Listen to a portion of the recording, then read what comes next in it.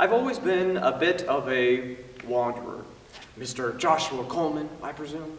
I started out just like everybody else, this weird, gushy baby that couldn't do much of anything.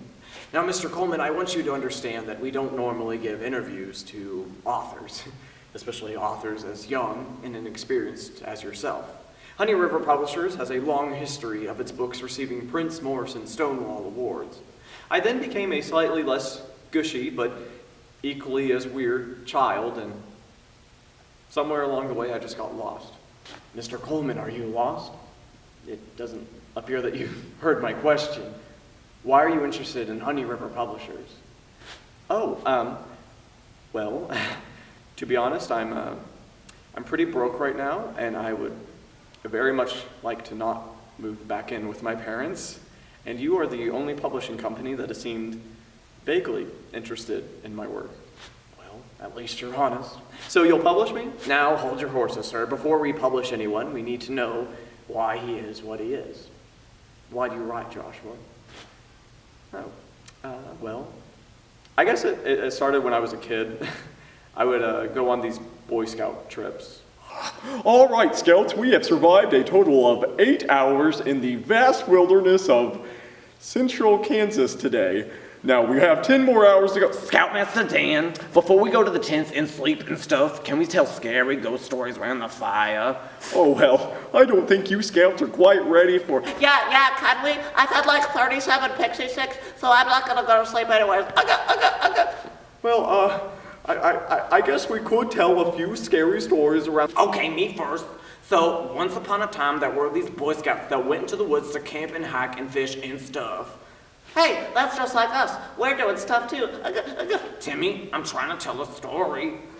Okay. Anyways, so when the boys were in the tent sleeping, a flying bearfish monster came out of the pond and... Wait a second. If it's a bearfish monster, how can it be flying? That doesn't make any sense. What? You think you can do better? Uh-huh.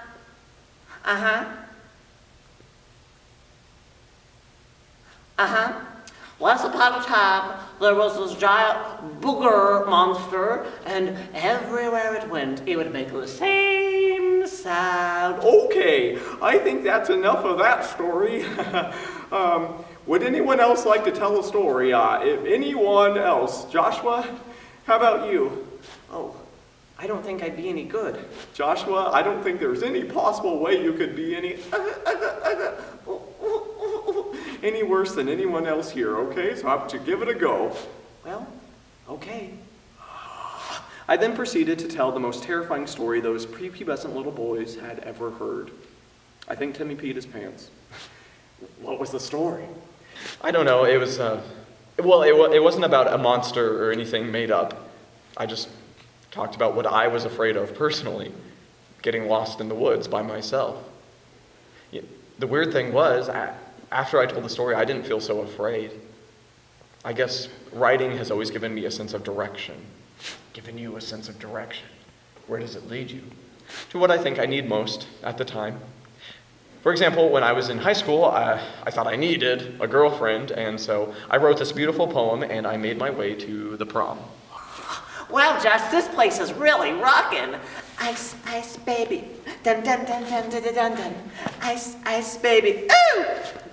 Timmy, we gotta focus, okay? I need to find Shannon and give her this poem that I wrote for her, because if I don't, we're never gonna start dating and I'm never gonna be happy in life. Josh, chill out, man. I'm single and I'm pretty happy. Hit me, baby, one more time. Whatever. There's Shannon. Hey, Shannon. Hey, Josh, how's it going? Great. Look, I wrote you this poem, and I just wanted to share it with you. My heart flies as the eagle whenever it catches a glimpse of the light reflecting off your braces. The great rivers flood my eyes with tears from your... Hey, Shannon, the Backstreet Boys are playing. Do you want to dance? I love the Backstreet Boys, okay. But, Shannon, wait, the great rivers flood my eyes with tears from your beauty. Wow, I am so surprised that didn't work, Joshua. Yeah, I was too. But I wasn't discouraged.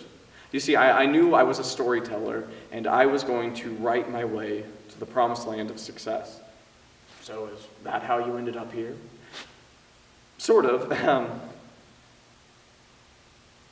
Some stuff happened before that, though.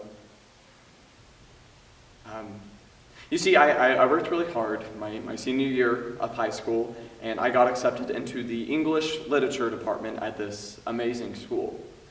I mean, some of my favorite authors had come out of this place, and it was great for a few years until my junior year I hit major writer's block.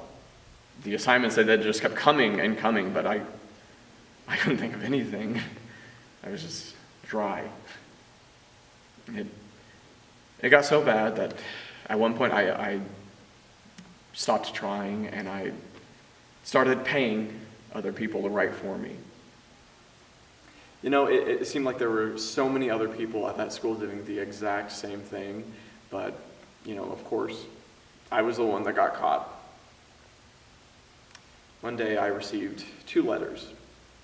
The first from the school informing me of my expulsion from the department, and the second from the Dean of English Literature, a man that I had admired for years, saying, "To write is to proclaim truth, and nothing truthful is ever going to be written by a liar."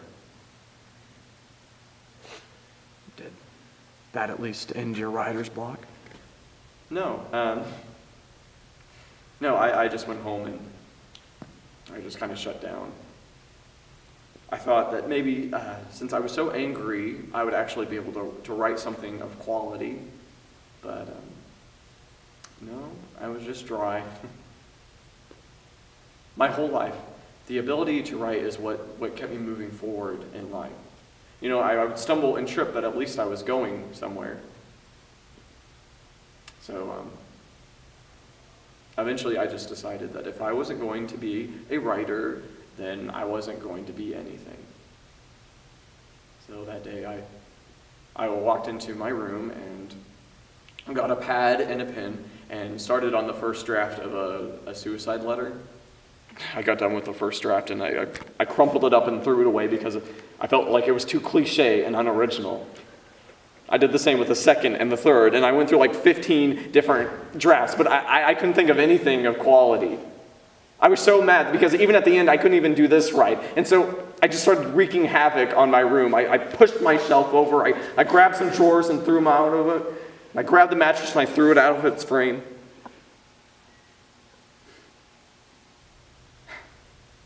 And that's when I saw it. It was this piece of orange construction paper. I picked it up and looked at it. It was this picture that I had drawn when I was like 7 years old. It was me holding this smiling man's hand. I turned it over, and on the back it read, "Jesus loves me, and he goes with me everywhere."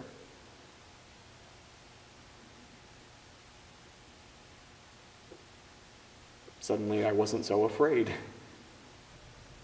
Somehow this 7-year-old version of myself that randomly went to Sunday school one day was able to write something more truthful and powerful than I ever could as an educated adult. So where does that lead you, Joshua? Well, I'm a storyteller. It leads me to tell a story. One that everyone needs to hear. That Jesus loves them. And that they're never alone.